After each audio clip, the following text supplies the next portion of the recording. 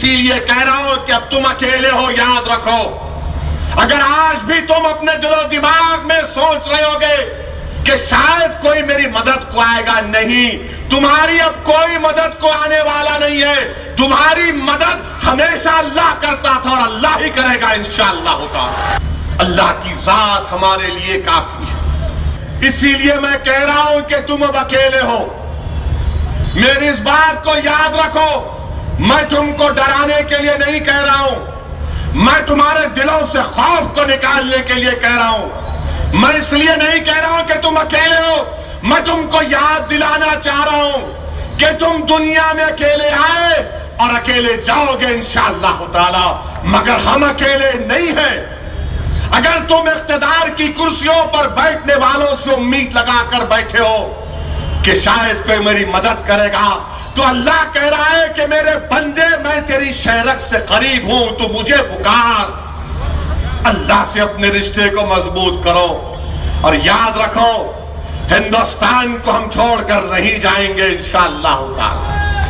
हम हिंदुस्तान में पैदा हुए, यहीं पर पूरी शानो शौकत के साथ रहेंगे, अपने मस्जिदों को आबाद रखेंगे, मदरसों को आबाद रखेंगे, अपने हक के लिए जमहूरी अंदाज में लड़ेंगे। जो बाबा साहिब का दिया हुआ संविधान है उसको इस्तेमाल करेंगे और इंशाअल्लाह ताला मैं तुमसे वादा कर रहा हूं कि जब तक मजलिस का एक एक फर्द जिंदा है, हम तुम्हारी अजमत के लिए, तुम्हारे इंसाफ के लिए, तुम्हारे हक के लिए लड़ते रहेंगे, लड़ते रहेंगे। कि प्राइम मिनिस्टर नरेंद्र मोदी एक न्यू इंडिया बनाना चाहते हैं। कौन सा इंडिया बनाना चाहते नहीं मालूम, मगर एक बात मैं जानता हूं कि बीजेपी को जो इख्तिदार मिला वो न्यू इंडिया बनाने के लिए नहीं मिला, वो इंडिया को हिंदू राष्ट्र बनाना चाहते हैं। वो हिंदुस्तान को हिंदुत्व की तहजीब में डूब देना चाहते हैं, उसको डुबो देना चाहते हैं। मैं हिंदुओं के खिलाफ कभी था ना कभी रहूंगा।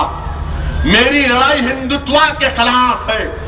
कौन सा हिंदुत्व जिसने करकरे को शराब दिया, कौन सा हिंदुत्व जिसने गोडसे की तारीफ की, मैं उस हिंदुत्व के खिलाफ हूं। मेरे अजीज दोस्तों और बुजुर्गों, अभी भी वक्त है, मुत्तहिद हो जाओ।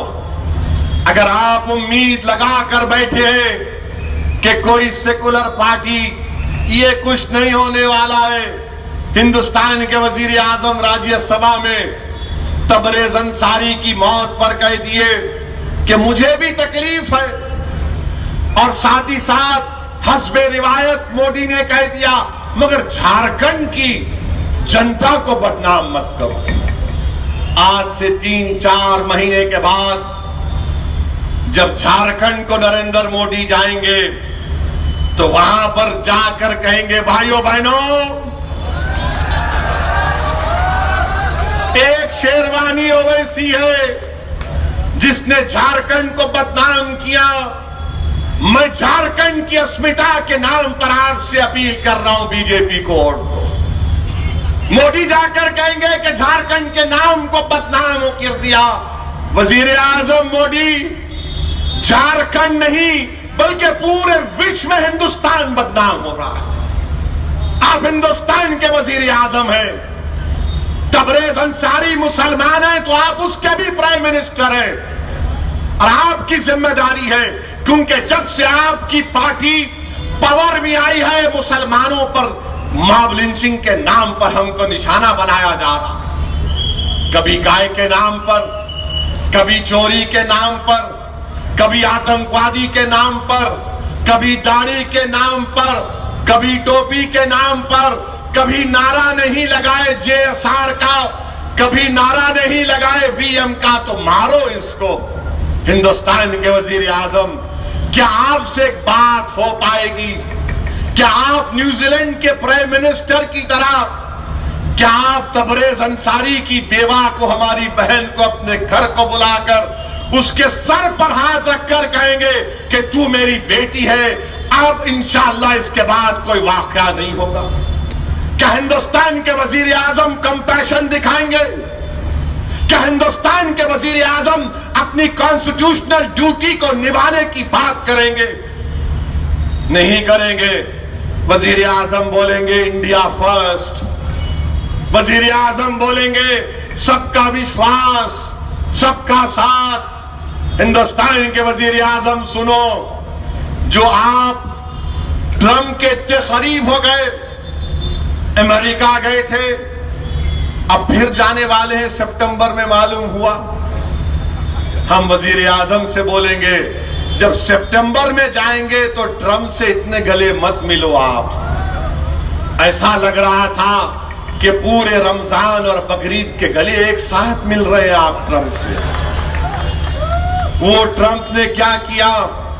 पिछले साल फ्रीडम ऑफ रिलीजन की रिपोर्ट आई, इस साल भी फ्रीडम ऑफ रिलीजन की रिपोर्ट आई और उसको एनुअल फीचर कर दिया गया। जो अक्लमंद है वो समझ रहा है मैं क्या कह रहा हूं। हिंदुस्तान के वजीर आजम, आप क्यों ट्रंप से डरते इतना? आप लो ना ईरान से ऑयल, लो ईरान से ऑयल लो, तो बोलेंगे नहीं, अंकल ट्रंप ने कहा नहीं ले सकते तो हम नहीं ले सकते। मगर कहां गया आपका 56 इंच का सीना? कहां गया आपकी वो बातें कि घर में घुस के मारेंगे? हिंदुस्तान के वजीर आजम, आपकी सोच और फिक्र रखने वाले लोग मुसलमानों के घर में घुसकर हमको मार रहे हैं। हमारी जान की कीमत नहीं है, गाय की कीमत है। हमारे जान की कीमत नहीं है, जानवर की कीमत है। हमारे जान की कीमत नहीं है क्योंकि हमारा नाम मुसलमान। और मैं मुसलमानों से अपील कर रहा हूं, क्या तुम अभी भी अपने मसलक के इख्तलाफात में मुलविस रहोगे? रहो अपने मसलक पर। तुम बरेलवी हो तो टन टनाटन बरेलवी रहो। अगर तुम तबलीगी हो तो जबरदस्त उस पर तबलीग का काम करो। अगर तुम सूफी हो तो सूफी रहो। अगर तुम शिया हो तो शिया रहो।